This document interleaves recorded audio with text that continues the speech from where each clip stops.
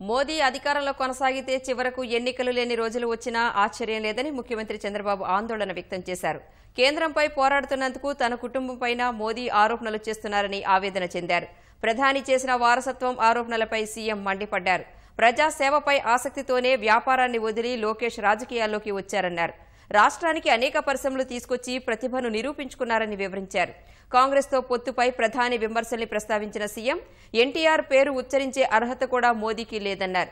పశ్చిమ గోదావరి జిల్లా నిడదవోలులో జరిగిన జన్మభూమి మా ఊరు కార్యక్రమంలో పాల్గొన్న సీఎం 200 కోట్ల వ్యయంతో నిర్మిస్తున్న ఆర్ఓబీకి శంకుస్థాపన చేశారు.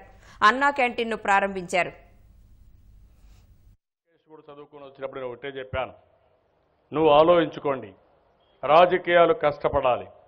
ఇంకో పక్క మీ తల్లిగారు పెట్టిన బిజినెస్ చూసుకుంటే నువ్వు హ్యాపీగా ఉండొచ్చు.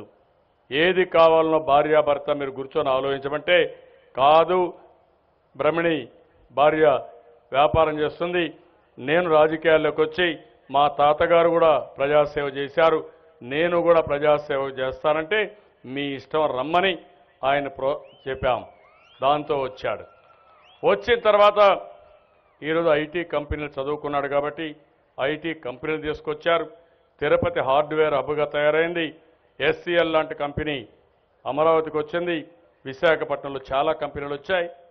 పంచాయతీరాజ్ రూరల్ మినిస్టర్గా అనేక పనులు చేశాడు. కడాన ఈ ప్రధానమంత్రి చౌకబారు రాజకీయం చూస్తే మా కుటుంబాన్ని కూడా రోడ్డు మీదకి లాగే పరిస్థితికి వస్తున్నాడు.